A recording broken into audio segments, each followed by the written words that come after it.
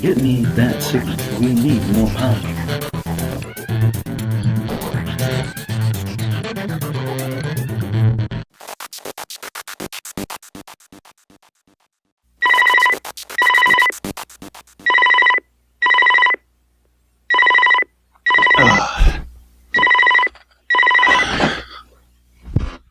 What? Who's there? What time is it? Colonel, it's Second Lieutenant Breda. It's 0800. This better be good, Breda. Yes, sir. The recruits are here for their volunteer work. You said you wanted to speak to them before they went in? All right. I'll be down in 5 minutes. Sir, we're all here. We're watching you on the video phone right now. What? I'm still in my pajamas. You can all see me? Yes, sir.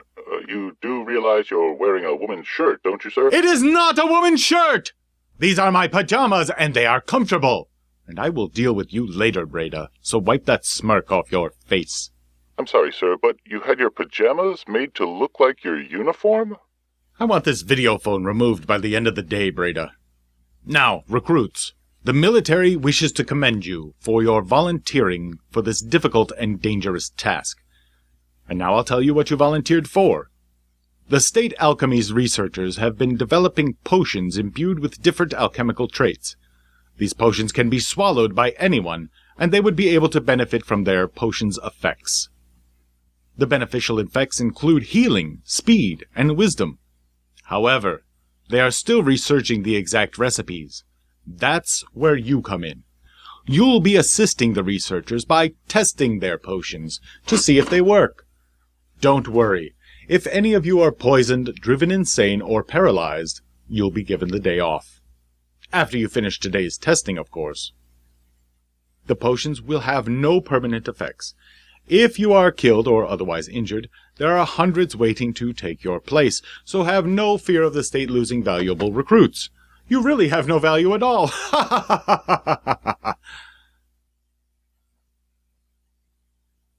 There is no room in the military for cowards. Alchemy is a science, and science has rules.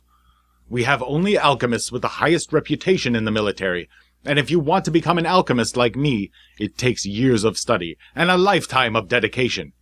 You will be perfectly safe, but if by chance something terrible does happen, your families will be compensated.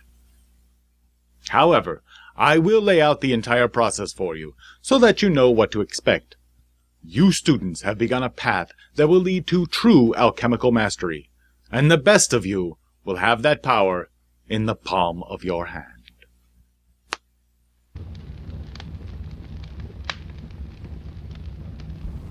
Let's take a bit of a look at Alchemist from CGE.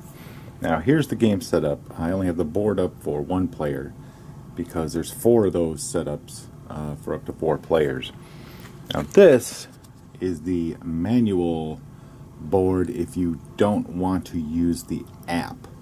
This is the board that comes with it, and you can have a game master or somebody who's not actually playing the game but is managing it for you use this to help keep track of and let everybody know what their different recipes form. So what happens is you have these tokens, and he just randomly puts all 8 of these ingredient tokens, because there are 8 ingredients in this game, and these ingredients all combine to make 6 different potions. These potions are healing, speed, wisdom, poison, paralysis, and insanity. So it's basically red, green, and blue, and they have both a positive effect and a negative effect. So once the game master sets all this up, because I don't have to put all of them in there, he has this board, and now these are randomized and they can change every game, and these ingredients combine to form these different potions. So for example, if I'm combining this flour with this chicken foot, it gives me the minus blue potion, which is insanity. Okay, and this tells you what every single potion combined will do. A frog with a fern gives you this plus green potion, which is a speed potion. Now, I'm using this to explain, but usually you use the app for this. You don't know any of this information when the game starts because these are all random. And that's what you have to figure out, is what each of these ingredients combine to make one of these, which one of these 6 potions. You can also have neutral potions, which are just potions that are the exact opposite of each other. If you see down here, these are like the molecules or whatever of the different individual ingredients that make up that ingredient for that particular game. So as you can see here, we got plus red, plus blue, plus green. So plus plus plus combined with minus minus minus will give you a neutral potion, which is really nothing. They call it soup. You'll have 4 of those in every game. And these down here is what's important to figure out what the chemical makeup of each ingredient is, because this is what you'll be trying to figure out, these results here. Now, how do you do something like that? Well, it's actually easier than you would think. If you look, here is your player setup. Now there is a grid in the back just like this, and you have all these tokens. And as you do your experiments, you'll be placing these tokens into each spot to say, okay, I combine this toadstool plus this scorpion, and I got a plus blue potion. And so I put that in there, and now I have that information available to me. What does that do for me? Well, you also have these sheets, right? And a potion is made up of one large circle and one small circle of the same color and of the same sign, combined to make a specific potion. So if you have this sheet and it goes down here just like this, it lines up together, right? And then you use a pencil to mark off what something could not be. And I know it sounds confusing, but it really isn't once you get going. So down here with the toadstool, I can see that it's a plus blue potion. Well, that means it cannot possibly have a minus blue anywhere in it. And if you look carefully, you'll see that each one of these has the different chemical makeups in here. So you can cross off anything that has a minus blue in it, no matter whether it's a big circle or a little circle. So on this first turn, I can cross off that one, that one, that one, and that one. So now I've narrowed it down to 4 possible, 1, 2, 3, 4 possibilities that this toadstool could be. It also gives me the same information for the scorpion, because the scorpion also is plus blue, so it cannot possibly be a minus blue anywhere. So you're going to cross off the same ones. That one, that one, that one, and that one. So now you know, right after one experiment, that you've narrowed it down to 4 possibilities for toadstool and 4 possibilities for scorpion. On a second test, you'll be able to narrow it down to 2 possibilities of each, and on a third test, you'll be able to narrow it down to the exact one. And you will know which one of these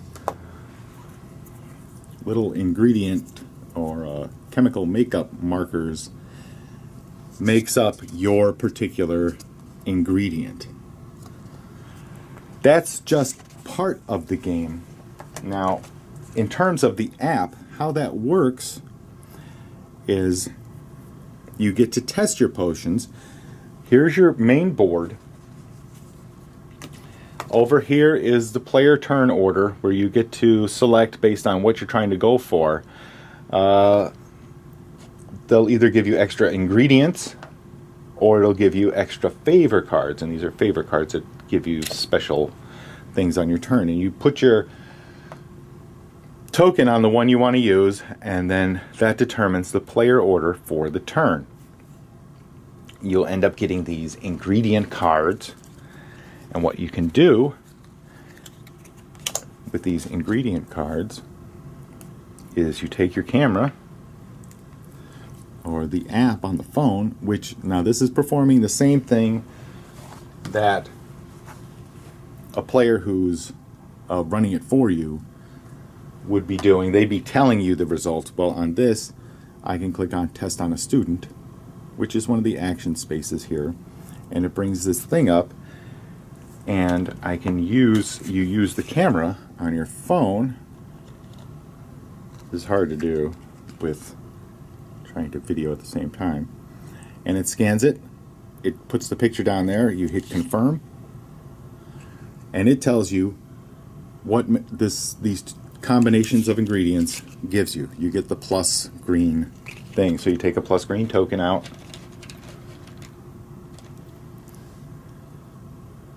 and you put it on the board in the right space for the 2 ingredients you just tested, and then you hit OK, and that's it.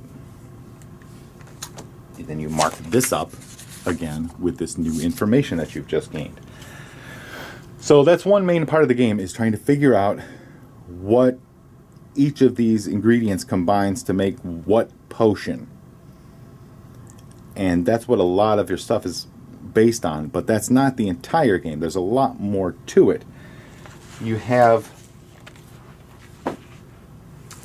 once you've determined your player order for the turn, and there's 6 turns in a game, there's only 6, you get a certain number of cubes, and going in reverse order, so red would be placing their cubes first, but they have to place them in the 4th slot on the board, so that they know that since they're last, their stuff's going to be executed last. So if red decides they're going to go here, and this is the gathering ingredient space, this here is the selling ingredient space. Over here we have the sell a potion to an adventurer space, and you have a stack of adventurers, and they're looking for specific potions depending on the card. They're like, well, we want a healing potion, or I think that's insanity, or poison potion. And you can either, if you know exactly how to make that, you can make that and earn yourself some money, or you can use it as a testing thing, as an extra way to test something. And if it doesn't come out quite like you planned, you may not get the money, but you will get the extra information. And you may get some money. It just depends on what you get. That's one of the other features on the app. You can sell a potion, and you would pick what potion you're trying to sell, and then you scan the 2 cards, and it tells you whether you're able to make money off of it or not. Over here, this is buy an artifact. There's gold. You gain gold by selling potions. You can also gain gold by foraging. There's debunking theories, publishing theories, testing on a student, or testing on yourself. You have to be careful when testing on yourself, because you can actually poison yourself or do a couple of other things that are funny to the other players, but have a bit of a negative consequence for you. Now you notice I put all the cubes in the final row because red is going to get to go last. The reason he gets to place his cubes first is so everybody else gets to see what he's going to be doing. So when it's time for blue, who's at the top there, when it's time for him to place his cubes down, he may decide, well, I'm selling one of my ingredients first, and I am selling to this adventurer first, and I'm going to publish a theory, and I'm also going to test on a student. So he places his cubes, and you execute these going around in a clockwise direction, starting over here at foraging. What happens is you will gain reputation by publishing theories, by debunking other players' theories, and you have this other board that you will use to actually publish your theories. A theory is when you decide you know what makes up the chicken foot. You say, well, I know that this makes up is what the chicken foot is made up of. And then you take one of your handy dandy seals and place them on here. And these seals have different hidden values underneath that nobody knows what they are. And pay a gold to the bank and you've published your theory on chicken feet. Nobody else can publish that theory once you've done it. However, they can debunk your theory if they think you're wrong. And if you are wrong, if you're proven wrong, that comes off and gets discarded. And then they can put their own thing on there if they wish. You don't have to know the answer in order to publish. Keep that in mind. You could just guess, and then next turn maybe debunk your own theory, and then you end up getting extra reputation points. Here's the reputation track around the edge of the board. You'll be moving up and down on this as you earn or lose reputation points. Yes, you can lose reputation points by being wrong about stuff or being proven wrong. You'll play through 6 rounds where each player is going to get to do something. You pick player turn order every round. In the final round, you do this exhibition where you can earn extra reputation points, and this actually takes the place of the testing spaces on the board. But you get to show off what you've learned. And actually, once you get pretty good with the game, you'll be able to figure out all these potions before the game ends. Once the game is over, you go through and total up everybody's victory points. Reputation points turn into victory points, plus you can earn victory points in other ways, like here on the different artifacts. These artifacts are valuable. They're expensive in game money terms, but they are very valuable. Alchemist, an excellent game from CGE. Alchemist is a deduction-style Eurogame, and while the deduction is a big part of the game, it is by no means the only part. If you try to play the game like Clue, where you all race to figure out who mixed the poison potion in the library with a candlestick, and by that I mean you just spend all of your time trying to figure out what each ingredient is, then you'll have fun for a few games. Then you'll all have enough experience that figuring out each ingredient is fairly easy, and you'll get bored. What you have to realize is that there is a whole game built around that deduction mechanic. It's part of the game, but not the entire game, and it's actually possible to win this game without testing a single ingredient. I know, because I've done it, using what I know about the other players, the information available on the board, and a few lucky breaks. The app works flawlessly, it's easy to use, and it's a great way to keep that hidden information hidden until game end. My phone is an Android phone, and the app worked with no problem. Wrapping your head around the deduction aspect of the game, with all the plus, minus, and neutral tokens, takes a while to figure out, but once you get this basic mechanism down correctly, you'll be able to start experimenting with your record-keeping methods and other avenues of gaining reputation and victory points. The other stumbling block I had was the whole debunking process. I've kept to the apprentice version for now because my eyes start to glaze over when I read the master debunking rules.